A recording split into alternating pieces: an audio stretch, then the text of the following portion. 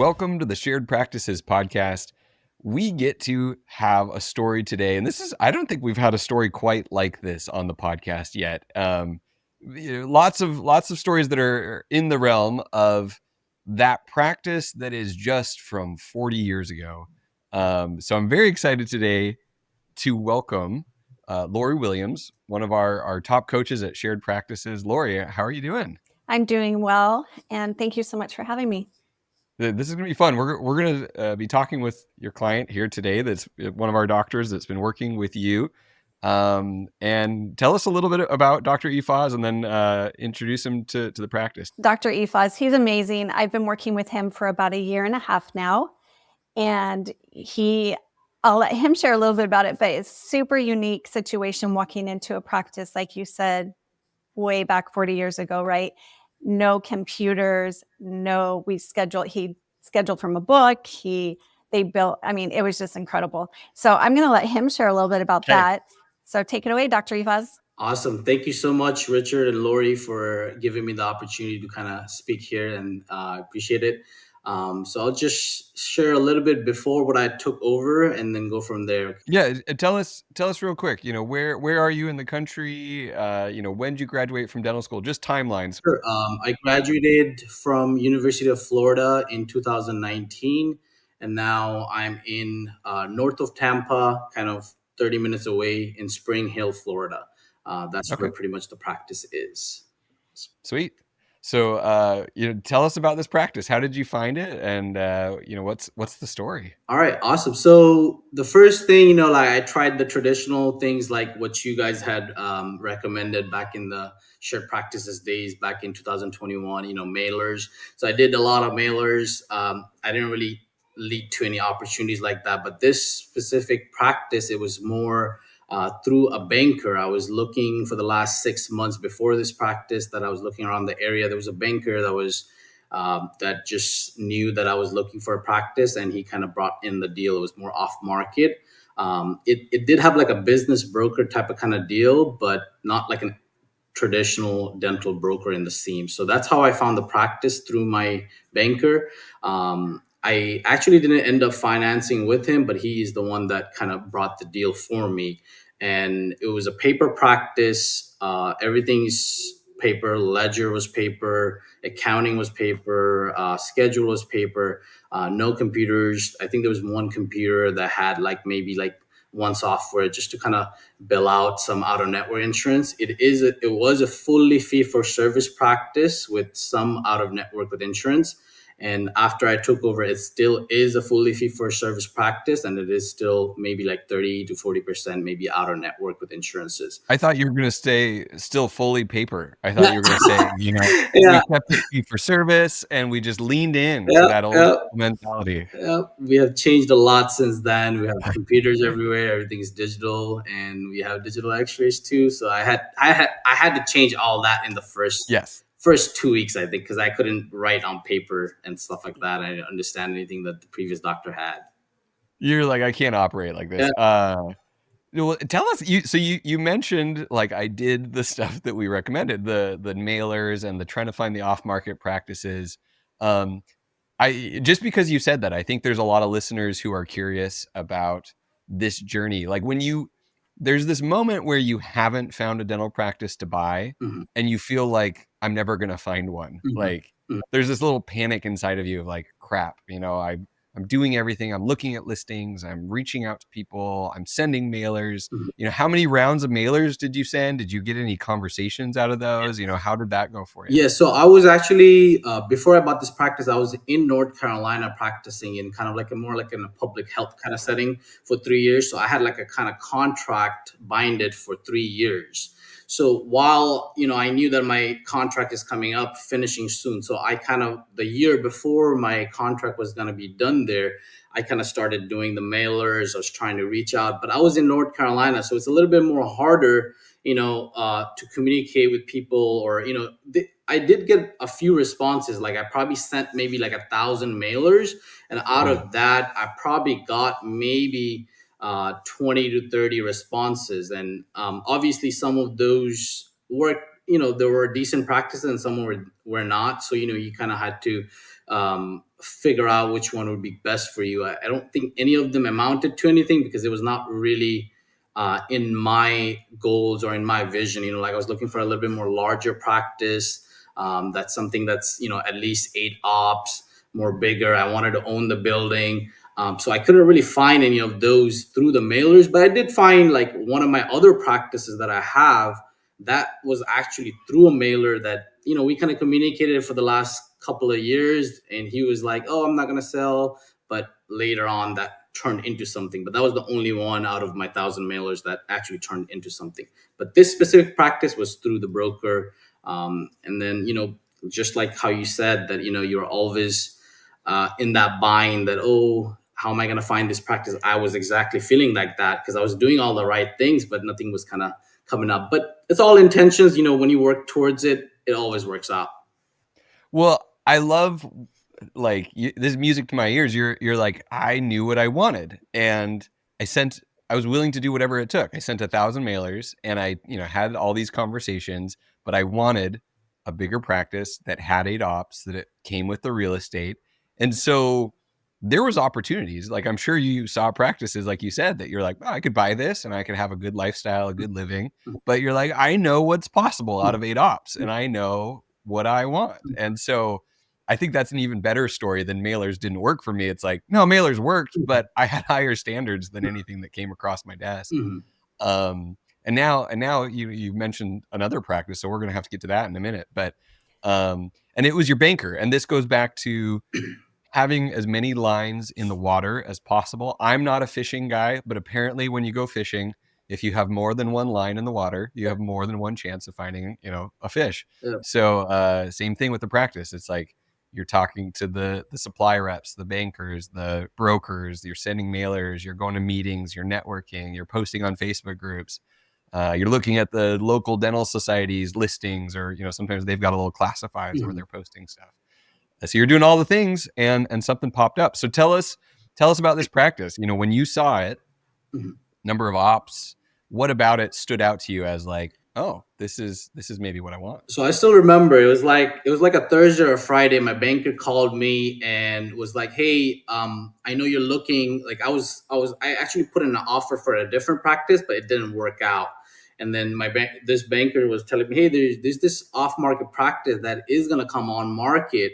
I know you've been looking for the last couple months. It had great financials, and it looks like a great practice." I didn't know anything else other than that the numbers were good in terms of what the banker was saying. So I was like, all right, I want to know as much because it was in the area where I wanted to be, because I'm in Tampa, and this was like 30-40 minutes a little bit more north, which was perfect for me because I wanted to settle down in that area. So I was like, just send me everything. So he sent me everything, just the financials. So I didn't know anything else. So once I kind of went to the practice, I saw that it has a nice building, standalone building. But I noticed the first thing, there was no computers. Second thing, I noticed that it was nice, built out and everything like that. 4 ops in the one side and the other 4 ops in the other side, but everything was paper. So that was one thing that I didn't know going into it. Yeah. And then doing due diligence, it was really hard because there's no data. So I had to kind of pull charts. Maybe like I think Suzanne told me actually, like, hey, go pull like 100 charts and see what was being done and figure out. And I've never really worked in a like paper chart practice. I don't even know what to look for. So I'm just looking, okay, does this say crown? Does this, and they used to say CRN as abbreviation for crown, or new patient was NP. So that's how I figured out, okay, because on the schedule they put NP. So that's how I figured out, okay, maybe there's this many new patients, usually around like 10 new patients a month they used to get back then. And then I had to figure out manually through that and guesstimate.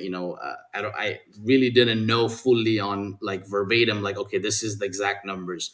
But I had a good idea after going through a couple of charts. Like, okay, you know what, this is pretty good. No social media, no Google reviews, no website. So I was like, there's a lot of opportunity in that aspect, Yeah. to kind of fix it up. That's incredible. I mean, that's so funny to me. I mean, you talk about we do due diligence, but we need some good data, and there's no data. Like the data literally is would have to be hand calculated off the ledger that they're doing their accounting, and off of the just mess of all those patient charts.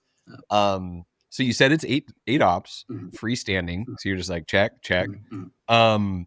Do you remember what the collections were? Yeah, so the collections were for him being paper charted. It wasn't really bad. It wasn't bad. He was doing pretty well for being paper charted. He was doing closer to a mil, maybe a little bit under a mil. Maybe Okay. like around 950 or so, give or take. And then it was fee for service, like I had stated. There was no marketing, no social media, no Google reviews or anything like that. How about hygienists? He So had how many two hygiene days per week? hygienists. He Okay. had two assistant. One was like a full time assistant. The other one was like more like a sterile tech, and then one front desk when I took Okay. over, and then one doctor. So he had a decent amount of staff helping him in that aspect. Well, I think honestly from that, I mean the beautiful part is that like once you understand these frameworks and these avatars, you start checking all those boxes. I'm like, "Oh, this is a healthy, productive solo fee for service office Mhm, and it's got the space to grow into a group, a mhm, profitable group, mhm. and we just need to add all the elements it's missing in terms of patient flow and digitization and marketing, an online presence of any sort at all, and we've got a lot of runway. So beautiful opportunity. What were do you remember what they were asking for the practice? Was it around 70, Yeah, 80, 90% of so he collections? was actually asking pretty high because his EBITDA was really good. Like, his overhead was literally like at, I don't know, like 38 or 40%. And he probably owned the building outright, so Yeah, he didn't and have to pay he he rent. he he was making, well over 500,000 in that practice. So he knew, what it was valued, and he knew that, there was no, there's a lot of room for someone coming in. And in my area, in Florida, in Tampa area, there's just a lot of corporates. Like any corporate would give him a decent offer to take over. So in terms of that, I think I actually overpaid for the practice. Yeah, But because I didn't want to lose the deal over, I know. 50,000 or 100,000 in the long term, in 15-year kind of amortization, it's literally maybe like five, six, $700 a month extra. So I didn't really want to lose it. So I just gave him what he asked for. I think he was asking for like closer to like 900,000 or so. Okay. And he was doing like closer to a mil. So we just agreed. We kind of negotiated on the other end, on the real estate. I was like, okay, you know what? I will give you what you kind of want, close to what you want. But it's gonna take me at least like 50, 60,000 to get this practice digitized. So that's what I said. Hey, give me like $100,000 off on the practice. And then on the real estate, we negotiated heavily. It's like, this is one thing that I'm not going to be able to give you what you want. So I think it was valued at the real estate was valued at maybe closer to a mil, and we had agreed to like around 750 or 800, I think. Okay. Um, that's so exciting. I mean, this is you're doing exactly what we would tell people to do, which is don't burn the goodwill down trying to get a good deal. And this is I would ecstatically pay list price for this practice. Like it's just worth it. It's just straight worth it. So you did what was right. You saw the value there and the growth potential, it just there's so much runway in this practice. So how hard was it to get a loan for both close to $1 million practice and 700 800K of real estate? My banker, we ended up going with Bank of America. I mean, it was not difficult in terms of that because we Cool. just saw the numbers on the practice was really good. I think the real estate was the one where we had like, that's why we negotiated on the real estate a lot more, because they thought, the valuation that came from a mortgage broker for the building was closer to like 1 mil, 1.1 mil or so. And then the Bank of America didn't agree with that. So that's one thing we negotiated a lot. And Mm. but other than that, they approved it just by looking at it the first 1 week. They were like, okay, this is great. It has great cash flow. It has enough cash flow for you to pay off the debt, and you'll still have enough to make significant income. Okay. Uh, man, I'm just excited. This is like we're buying a practice that just is a fun opportunity. When was this? How long ago was this, and when did you start working with Lori? Yeah, so I bought the practice end of July 2023, and we started. My first day was in August 2023 with Lori. So that's when we kind of started. I used to always listen to the podcast before, things like that. I even did the due diligence with Suzanne for a different practice, not Okay. this one. She kind of evaluated a little bit and just kind of said certain things like, okay, maybe you should do this or do that. So I knew that going in with such a upfront investment that I needed to kind of have some guidance, because it was my first practice. Even though I knew a lot of stuff, but it doesn't mean that I know everything. And having Lori and shared practices was like a big thing, because I was following you guys for a couple of years, in terms of the podcast and stuff like that. And I knew that since this is such a big practice and everything, and I wanted to grow a lot, that I needed some guidance that can kind of have a second look from the outside of what's going on. And I think without Lori, I would not be able to see a lot of those things, staff training systems, so many things that, as a person going in, even with knowledge, you don't know. Because Yeah. when you get in, someone who's experienced for 20, 30 years in this versus someone, who's just worked as an associate, it's different. It's totally, that guidance is very valuable. Well, and I love, because you've paired the two things. It's like you've seen the vision from, the years of listening to shared practices of what's possible Mhm. with this avatar and where this practice can go. Mhm. But the reality is the specific implementation of like what to focus on today, what to change in the practice right now, what are our bottlenecks today. Even now, I would still hire Lori. Like, having done this for so long, it's like I need someone to help me look at the numbers, because when you're in it and you're just like doing the dentistry, you're focused on team issues, it's hard to step back and like objectively look at the numbers. Mhm. But I want to hear Lori, for you coming in, helping Dr. Ifaz, like there's a lot to change in a dinosaur practice like this up front. How did you kind of help him stay focused on what mattered first and stay organized in this transition? Yeah. So Dr. Ifaz, it was so great in the beginning because he truly trusted me. However, in all honesty, I was a little nervous. I had no data. It's not like I could say, okay, pull this report or pull that report, You were give me blind. these numbers. I was blind. And so we just basically, like he said, that within the first couple of weeks, we, we didn't have anything to convert, but we went to open dental. We had to train the team. I mean, the team wasn't even used to working on computers, so that was just a big thing right there. But he got open dental, went to digital x-rays. So every week we were looking at the data. Every patient that was entered was a new patient. And so we were trying to figure out, how many patients are we going to have on the schedule, because they never reappointed. You have this paper calendar, but they never reappointed. So we didn't even know how many we could get on the schedule. We didn't know. I told him, I said, let's start with charts. We've got to pull the charts. We're reactivating from every chart. And so that's what we did, is we just started calling off the charts, getting patients on the schedule, because I wanted to know we had a full solid schedule going out at least 2 weeks, right? Because we had nothing. And so I think, yeah, going in blind, but he trusted me and we just worked really well together. And I mean, he's done amazing. Yeah. So this is that, like, driving blind of like, what do we do first? And what you just said, Lori, is we needed to see what's our patient pool. Like, Mm-hmm. who do we actually have in here, and can we get them on the books? Because honestly, like, you can't even pull total active patients. Yeah. Yeah. And this potentially, from what you just said, if they're not pre-appointing, this is potentially a gold mine of reactivation, of like, there's more patients out there than we're currently seeing within a recare cycle, and therefore some immediate growth. If you just get organized, pre-appoint people, and like put in really good systems, Mhm. instant growth right away. So Dr. Ifaz, do you remember your sense of like, do we have enough patients? Is there more patients than we thought, or is there less patients than we thought?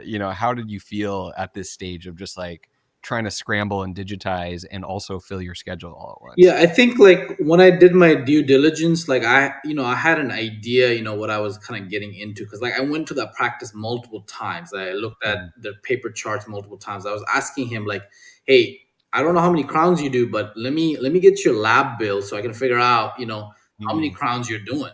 Like then I had an idea. Okay, he was mostly bread and butter, and we're honestly, I'm still pretty bread and butter. Like I don't do any implants. Like I maybe we had like a surgeon come in, maybe like place like 3 4 implants last year. That's it per implants. Maybe I did a little bit of Invisalign here and there, maybe like 5 or 6 cases. So we're still pretty bread and butter. He was very bread and butter. He referred like all his extractions. He only did fillings, crown, and that was it. I came in, and with Lori's help, we kind of we started reappointing. We started having the hygienist kind of pre-appoint everything. We had a system where we're kind of telling patients, "Hey, you need a next appointment." In the beginning, I wasn't as pushy because it's a fee for service office, and I don't want to come and say everything. But we did change a lot in that first month, and we had to. And I think going in, I was a little bit nervous, and that's why that's one of the reasons why I was like, okay, maybe having a coach would be a little bit better for me in terms of guidance, because I don't know how to do EOBs. I don't know, how to send claims, and I've worked in digital practices that you can kind of manage those and figure it out. Their system, but for a dinosaur practice to digital, Create it all from yeah, scratch. like you have to kind of create all the systems from scratch. So that was I think very difficult for me, and that was the anticipation that I had. I knew there was potential, a Yeah. lot of potential. It's just like having the systems, and I didn't know what I didn't know. So pretty much Cool. having Lori, hey, every 1 week or every couple of days, hey, texting her, what's going on? What do I need to do? What should I be doing? Is this the right thing? Or you should fire this staff or not. Those Yeah. kind of stuff were really helpful, because she knew. I probably Yeah. was like, maybe let's wait a little bit. Wait another month or two to fire this person or that person. But she knew from 30 years of experience that maybe this person is not right fit from the beginning. Well, I'll ask you on that, how many team members, because you take a practice like this where it's fee for service, it's very like the doctor personality is huge, especially in fee for service. It's built around that doctor. The patients are there because of them. Mhm. The team really has to be bought in on that doctor. And to then have all this change right away, the practice changes hands. Mhm. We're going fully digital. Mhm. They've never done that before. Um, I can imagine there would be some team members who are just like, this is no longer what I signed up for. Mhm. Tell us about that. 1 year out, there's none of those team members left. Only one survived. One of them is still here. But they did stay on for the first 7 to 8 months. That I think that's one Okay. thing that I was kind of proud of. That being such a dinosaur, like I wanted them to stay the first 6 months, so that they can at least one recare cycle, so that will kind of build the trust. So I had most of the team members that stayed on with me for the first 6 to 7 months. I think everybody was out by last year April. I think that Okay. when we had like April 2024, all of them were done. So almost less than a year, we're pretty much all the staff turned over. Which is like the fear when you buy a fee for service practice is the team turns over and then the patients run away and you're like left with nothing. Like that's the like scarcity mindset of buying a fee for service practice. And sometimes a little bit of the reality if there's like a big personality mismatch of like you're not able to kind of bring your version of the fee for service dentist Mhm. to those patients and build their trust Mhm. and have the experience that they want. um, there's slightly more of a personality risk if you can't step into that. And it sounds like you were able to find your version of like, no, you want to be here in this practice for what we're doing, what we're building. Mhm. Um, doesn't surprise me that you had near 100% turnover within a Yeah, year. I think that happens with all the practice, even the PPO practices too. I was a little Yep. bit scared, but I knew that it needed to happen for us to grow. And one thing that that I've learned, that like with fee for service, there's a lot of bad advice in terms of fee for service practice. I think fee for service practice are actually great, because you can take over. And if you ever wanted to add insurance, you have the flexibility to do that. So a lot of people don't talk about that. They just think about, like, the doctor not mismatching. And a lot of times I've seen some advice where people say, personally, this I wouldn't do, but I know in terms of my patient base, I never let them know that I'm the new dentist. Like, we never sent out a letter to all my patient base saying Mm, that, hey, Dr. Ifaz is the new owner. I've never really sent a notification because I wanted the patient to give me a chance to see me, and hopefully, mm, they get to meet me and see something different and then give me a chance versus seeing a letter. Okay, I'm going to switch over to something else. So that's one thing that we smart. didn't do. We didn't send any letters to anything. We just kind of put a little picture with the doctor saying, "Hey, doctor is retired, and new doctor is here. He's awesome, great, and come meet him." And that's how we kind of kept it instead of like sending a letter. I love that. That's something I hadn't heard before of, like, why shoot yourself in the foot and, give them all a chance to freak out and change offices. Exactly, and they freak out a lot. With any changes, especially if you go into some place for 30 years or 15 years, and now you have a new doctor with a Yeah. big beard and everything. Yeah. Yeah. Well, tell us, Lori, with both of those things, the team turnover, how did you help in that phase, as well as like patient turnover, not losing a bunch of patients? Mhm. What was your mindset? Where did you have to like encourage Dr. Ifaz or guide him gently, even though it sounds like he's got plenty of things he figured out on his own? Yeah, for sure. Oh, Lori. Well, from the start, I always coach on sharing vision. We want to share our vision with the team, where we're going, so they have some sense of direction. I think immediately that's going to tell you who's on your team and who isn't. Mhm. And, so we did that.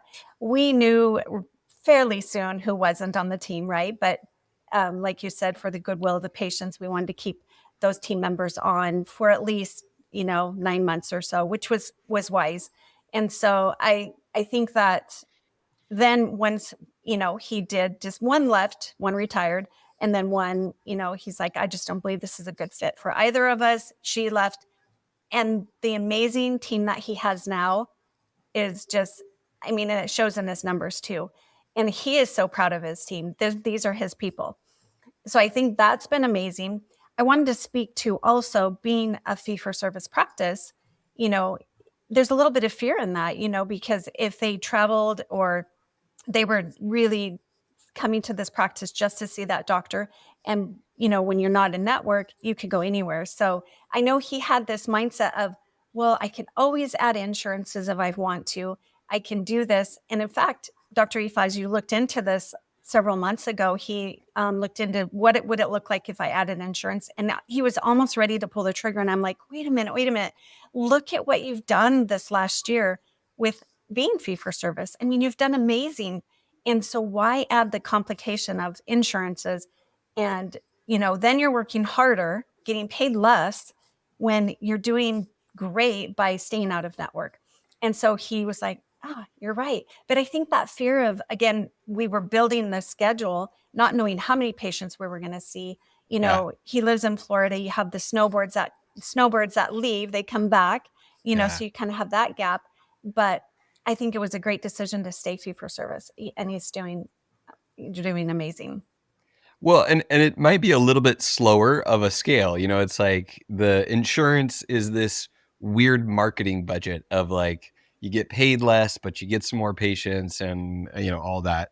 But if you can be a little more patient in that flywheel of adding new patients, retaining patients, then all of a sudden it's like, okay, we've got better patients who are here for us. They're paying more. We're getting less of a haircut from insurance. So staying the course. So I want to know, how quickly did you guys know what the true patient base was? And how quickly did you start to get a new patient flow that made you excited? So do you remember, Dr. Ifaz, like when did you know that, like, okay, this is how many patients we have in the practice? I think the 1 year mark we had kind of an idea, right? Lori, like I think like maybe like, yeah, 1 year, after 1 year being in the practice, last 2024 was our full year. So First by full the year. end of 2024, like maybe like August, October, we kind of had an idea, like, what kind of patient base we're doing, and how many active patients we have, how many were repointed. And there's still patients that come in, from the older doctor that don't know that there's been a change, but it's only been a year and a half. So that's why. But Yeah. after a year, we had knew, what the active patient base amount was at the. What was it? Now I'm like, I want to know. Right now, I can give you the exact number. It's actually 1,440 is the Okay. active patient number for this practice right now.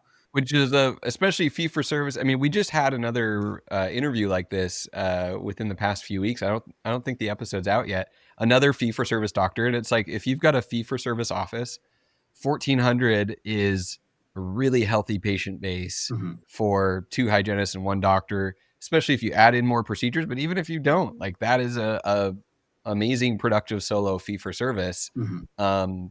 But now you've got room to grow. So did you, so new patients, that was the other thing I asked was, were you able to get those new patients up from 10 to move the needle and go a little higher? Yeah, I think in the beginning it was like 10 to 15 new patients. And now, I think now in the last couple of months, we've been consistently probably over 35 to 40. I Cool. think it hovers every month, sometimes 30, sometimes 35.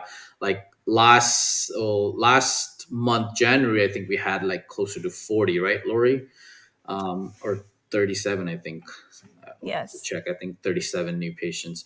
You had 42 actually. Oh, actually 42. Never mind. That's right. Yeah. She knows the numbers. You Yeah. had 42. So yeah, we have increased, and obviously out of those 42, we're not able to retain every single one of them, because Sure. some they take their time, they come back. Some actually want to try on the in-network dentist, and then they come Right. back. We've had a couple of like that too.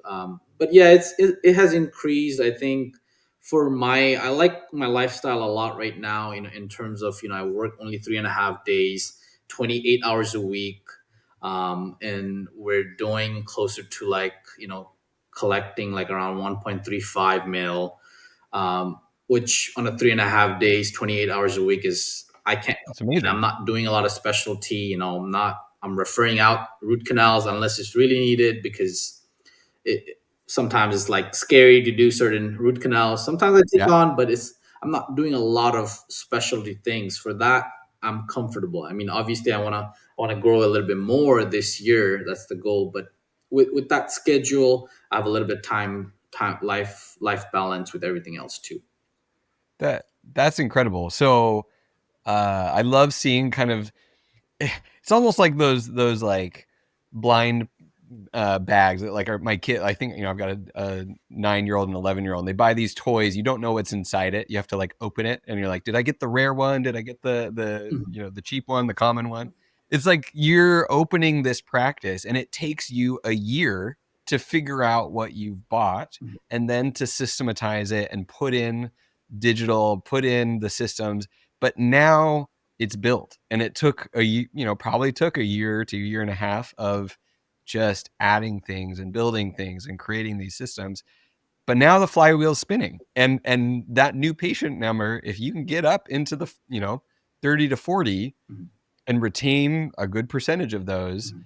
all of a sudden we're building towards that third hygienist. We're building towards that second doctor. Mhm. And if you can be patient and not go in network, in network, maybe you can jump to 60 to 80, maybe. Mhm. But then do you really want it? And right now you've got a healthy income, you've got a healthy Mhm. lifestyle, you've got a healthy balance, Mhm. and you can scale at the rate that you want to scale.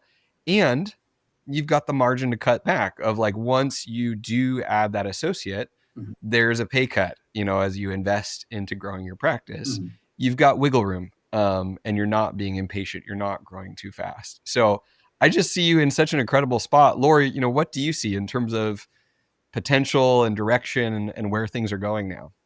Yeah, I agree. I think this year we will grow. I believe that for sure. And I love his heart in that he's got this work-life balance. That's super important. And he's got a little baby, and so he's done that. And like you said at the beginning, he's purchased another practice. And so, Yeah. Oh yeah, I let's forgot. talk about that. Yeah. Yeah.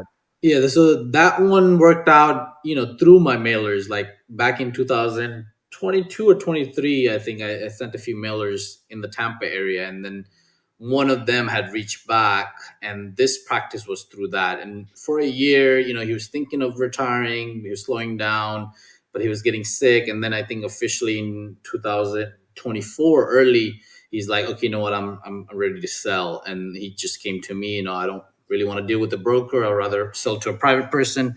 And he was literally, the practice was like really cheap. Like it was not expensive at all. Like I just paid cash for it. It was less than 100,000 for the practice. Oh wow.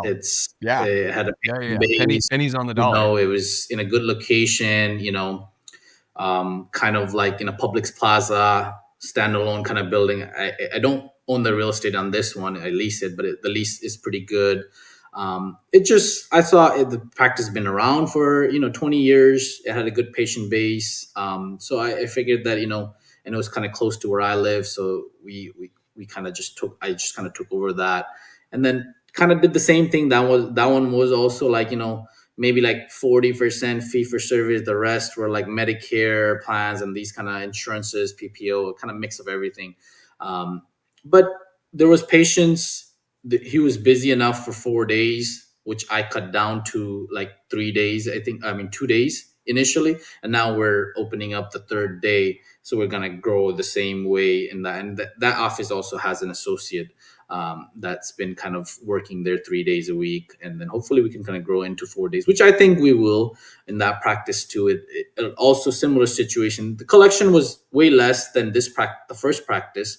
It was probably doing about like maybe 400 or 350 to 400 to be exact. But now that we took over, we put all the systems, just like what I learned from Lori in the first go around. We're doing the same thing with the second practice. And again, it used to have 10, 15 new patients a month. And I just checked my numbers for January, and they had about 45 new patients a month. So we're going to do Beautiful. that. Hopefully, we can double that practice in the next year or so.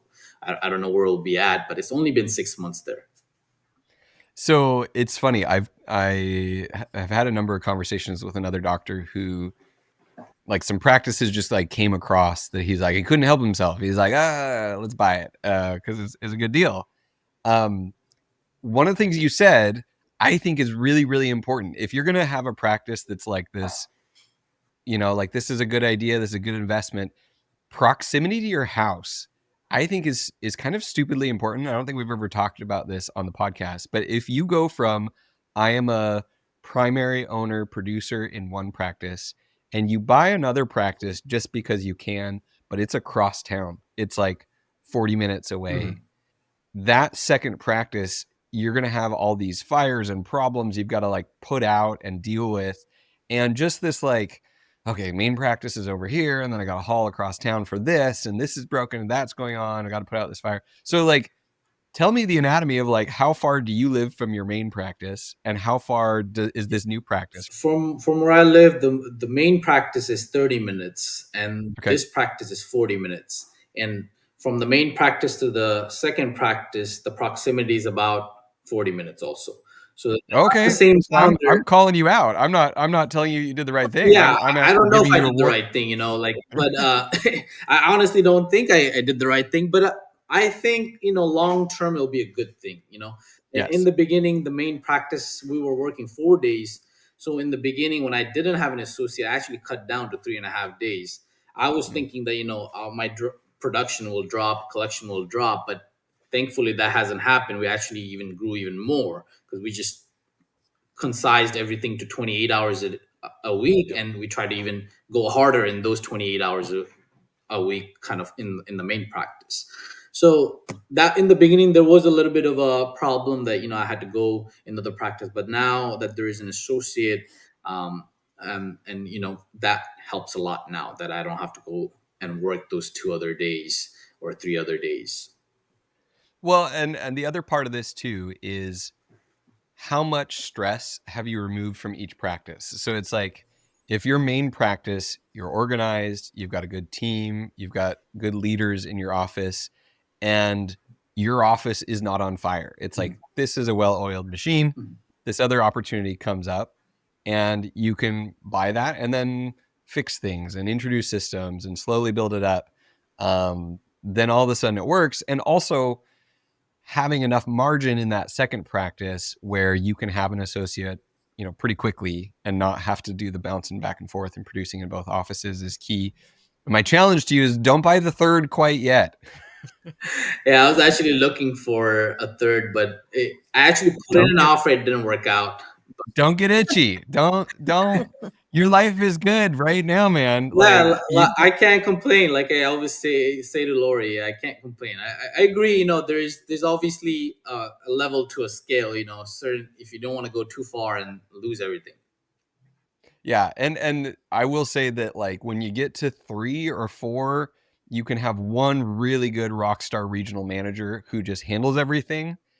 But then if you go any further, now all of a sudden you got to like build a team and like that really cuts into things, and all of a sudden it's multiple layers of complexity. So if you can get 2 really profitable, healthy practices that don't bring a ton of stress, just like take a breath and like buy a car wash or buy something else that's not a dental practice. Just kidding. Don't buy a car wash. I agree with you, in that aspect, like definitely having, figuring it out, obviously there's good deals everywhere, right? Like not every opportunity is, you take on.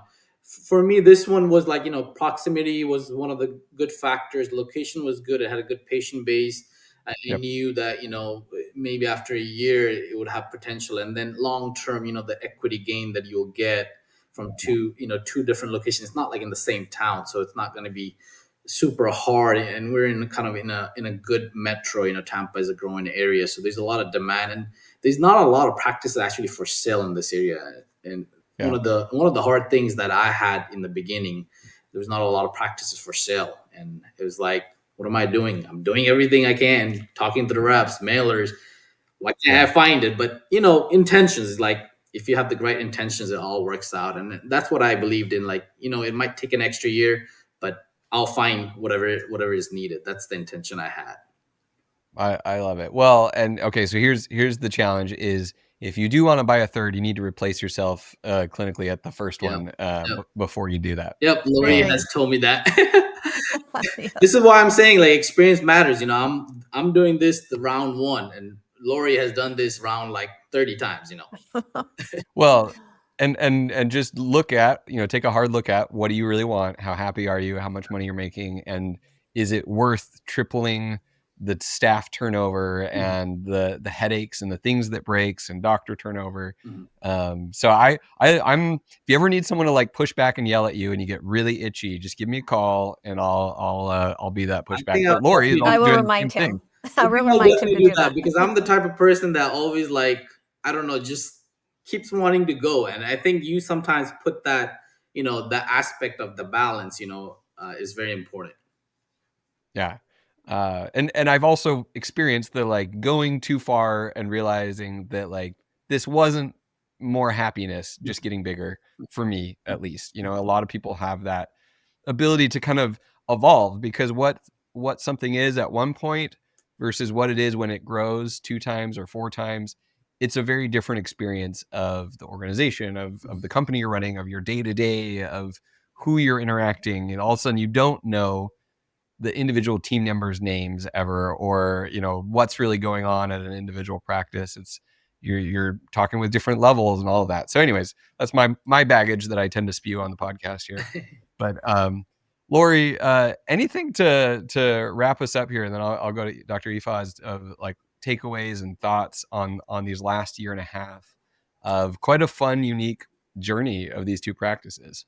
Yeah, it has been fun and unique, and I'm just so proud of him. He's worked really hard. It shows, and at the same time, I do have to pull the reins on him a little bit. So, but yeah, I'm excited to see what this next year brings.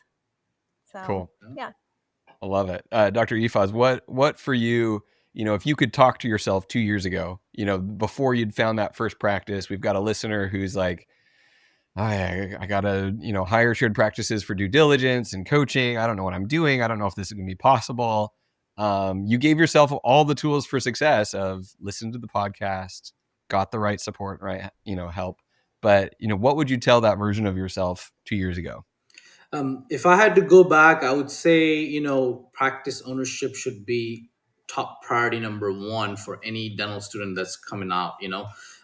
Just long term, it just makes sense. Like I think, like me, the first 3 years from 2019 till 2023, like working in an associateship, which was not bad. I learned a lot from that.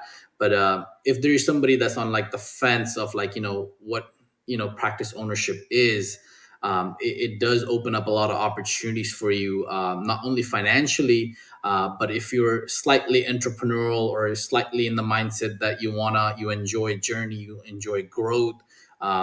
This thing that you spent 10 years of your life to get, like your degree, it's worth something if you want to take on a little bit more leadership role. You want to grow a little bit more, and it's not for everyone. Obviously not everybody wants to grow multiple locations or have practices, or some people are okay with just working for a corporate or anything like that. But I would say people should open up their mind to different avenues, and then they should have an open mindset about practice ownership. And if I my younger self, if I knew earlier, that's what I would kind of want to be involved with. Like, oh, maybe I need to go get into practice ownership as soon as possible, because it will open up a lot of. And I think there's a lot of misconception nowadays, and there's a lot of fear in the dental industry, especially in the younger crowd. Like, oh, we should just take this corporate role, or we should just take this corporate associateship. You're leaving a lot on the table if you're not doing the practice ownership. That's my perspective. I might be wrong, obviously. I just think No, it's just more opportunities that you should keep yourself open, and not think that this is the only way.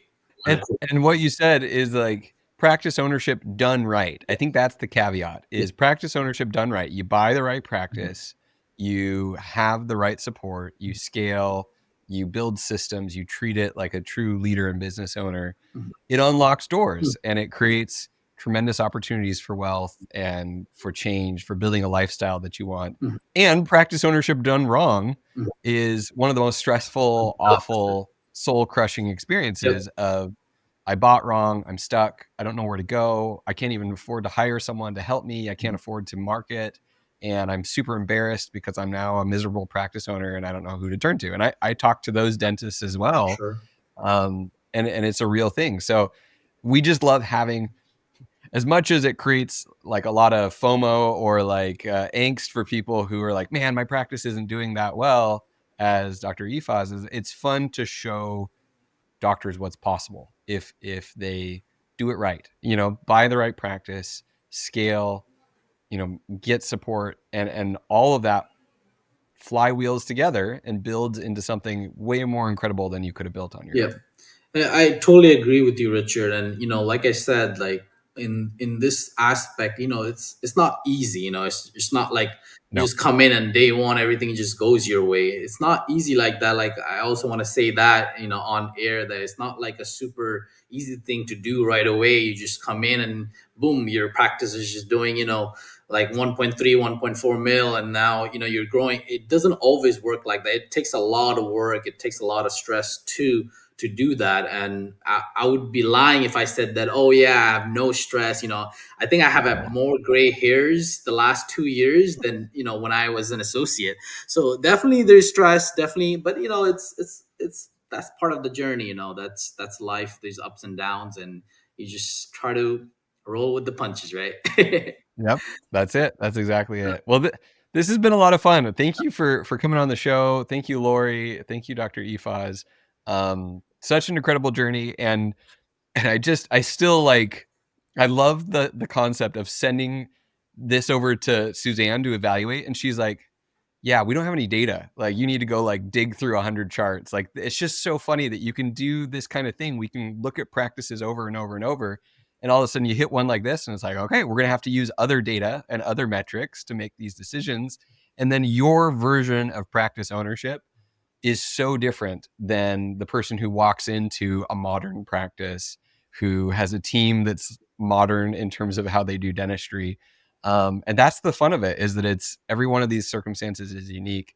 and I appreciate you sharing your journey on the show. So thank you, Lori, and thank you, Dr. Ifaz. Thank you, Richard and Lori. Appreciate you guys having me on the podcast. I really appreciate it. It was nice talking to you guys both. It was awesome. Well, perfect. We'll talk to you next time on the Shared Practices podcast.